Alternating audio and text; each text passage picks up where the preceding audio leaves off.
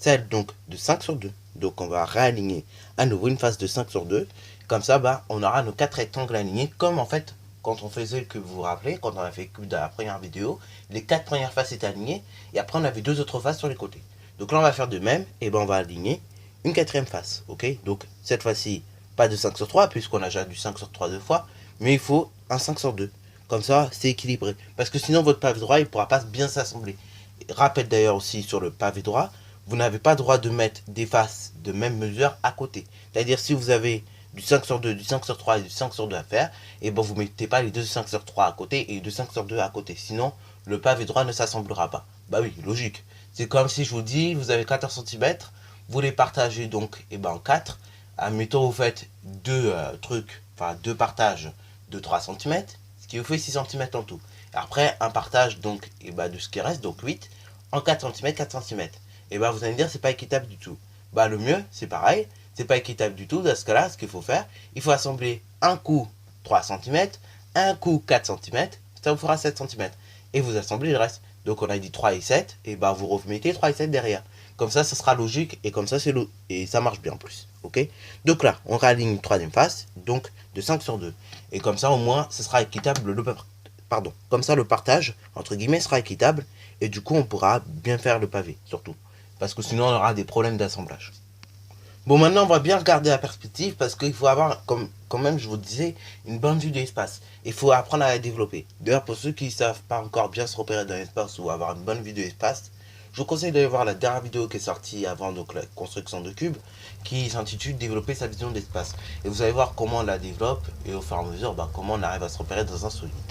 Donc là, vous voyez, on a cette face-là, la dernière qui reste. Et la dernière face qui reste, en réalité, c'est 3 cm sur 2 cm. Ok. Voilà. Et cette face-là, à la même mesure, 3 cm sur 2 cm. Alors, si on regarde bien sur la perspective, la face de 3 sur 2, elle est alignée à une face, donc, regardons bien. Alors là, donc, vous avez 2 cm là. Donc, du coup, c'est aligné à la face de 5 sur 2. La face de 3 cm sur 2, en réalité, elle est alignée à la face de... à la face de 5 sur 2. Ok. C'est-à-dire, ça veut dire que, par exemple, ici, on aura 2 cm. Et après, vous aurez 3 cm.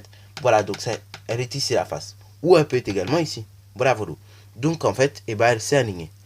Alors, donc, du coup, ce que nous allons faire, on va mettre 2 rectangles ici. Donc, de mesure 3 sur 2. Ok. C'est parti, mon kiki. Donc, on le met ici. Mais si on met ici, on met là-bas également. Comme ça, on aura nos 6 faces tranquilles. Oui, parce qu'un pavé droit, je rappelle, c'est 6 faces. C'est pas 4 ou 5 faces. Voilà, donc le pavé droit est presque terminé. Maintenant, il suffit juste de mettre des languettes. Et là, le positionnement des languettes est similaire à un cube. C'est-à-dire, vous allez avoir le même positionnement. Donc, vous aurez 7 languettes en tout, mais positionnées quasiment au même endroit. Vu que nous avons fait quasiment le même patron en fait que celui du cube. C'est juste que celui du cube, c'était un petit peu plus carré. Là, c'est plus rectangulaire déjà. Donc là, ce que nous allons faire, on va positionner les languettes. Voilà. Et une fois que nous aurons positionné ces languettes, ce sera bien. Alors donc, on va en positionner une ici, pour tout simplement que le sommet puisse bien s'opposer. On va en poser une sur les côtés pour que tout simplement ici et ici, donc ces deux arêtes que je viens de citer, puissent être tranquilles également. Ici, donc, on n'a pas à mettre de languettes. Ici non plus, vous allez voir pourquoi après. Ici, du coup, ici et ici, vaut mieux mettre une languette. Comme ça, ces deux arêtes aussi sont prises en compte et du coup, elles sont bien collées. Donc voilà. Ici, on met une languette. Ensuite, vous regardez bien, ici, ça va aller pour le sommet. Donc du coup, ici, pareil, une languette, on va mettre. Et ici, on va mettre également une languette. Comme ça, ça sera tranquille. Donc là, on arrive à un total de 7 languettes en tout. Donc maintenant, on peut quand même réfléchir un petit peu vite fait. Donc vous voyez, le solide, lui, va être monté. Cette arête-là va aller avec celle-là, celle-là avec celle-là. Cette arête avec celle-là, et cette arête avec celle-là. Et cette face-là, ça va délimiter le sommet, ok. Le sommet, donc, du pavé droit. Et donc, après, on pourra tout à fait l'assembler correctement. Donc là, maintenant, phase découpage. Donc, on va découper le patron. Et je vais vous montrer déjà découpé. Et après, nous allons l'assembler avec les pliages. C'est parti, mon kiki. Voilà. Donc, du coup, le patron qui est donc déjà découpé. Et donc, maintenant, il ne reste plus qu'à tout simplement plier. Et après, on verra l'assemblage, ok. Donc, on va déjà plier au niveau des languettes et des arêtes, puis après on va coller. C'est parti, mon kiki, partie pliage. Ah oui, je vous signale que la partie construction, pour ceux qui s'amusent à construire juste, elle s'est arrêtée avant le découpage, hein, bien évidemment. Ok, donc vous n'êtes pas obligé de découper, vous n'êtes même pas obligé de mettre les languettes si c'est juste pour construire le patron et que vous savez construire un patron. Hein, voilà, voilà. Bah après, oui, si vous voulez construire comme moi, il faut bien évidemment découper et mettre des languettes. Et c'est très obligatoire les languettes, sinon vous allez avoir des problèmes d'assemblage.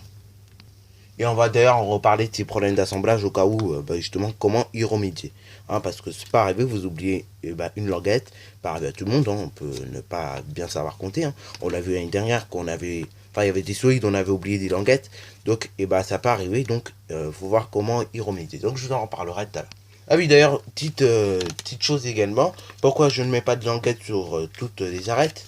Parce que tout simplement, pour avoir quand même beaucoup expérimenté là-dedans, dans les solides, mettre des languettes sur toutes les faces, ça marche bien, sauf que problème, ça rend le solide un petit peu plus moche. Donc là, c'est juste une question d'esthétique. Hein. C'est pour ça qu'on met pas des languettes sur toutes les faces, enfin sur toutes les arêtes, pardon.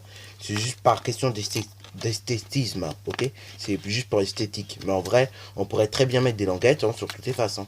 C'est juste que là, on ne les met pas sur toutes les faces par question d'esthétique. Mais après, par expérimentation, le mieux quand même, c'est de mettre sur toutes les faces et toutes donc les arêtes. Comme ça, au moins, vous êtes tranquille, ok? Ou comme si vous avez du mal à compter.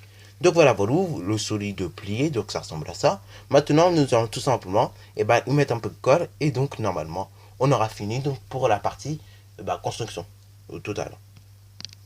Et bien évidemment, là, quand je parlais de construction, c'est construction en 3 dimensions. Voilà, voilà, donc ici vous avez votre pavé droit réalisé et assemblé en 3 dimensions. Donc là, éventuellement mettre un petit peu de colle pour que ça tienne bien. Et puis voilà, voilà, le pavé droit est assemblé. Sur ce donc, c'est déjà la fin de la vidéo. Si tu as bien aimé, comme d'habitude, n'hésite pas à la liker, à commenter. Et bonne reste à toi en mathématiques. Et ensuite, sur ce donc, c'est déjà la fin de cette vidéo. Si tu as bien aimé, n'hésite surtout pas à liker, à commenter. Et bonne reste à toi en mathématiques et en sciences.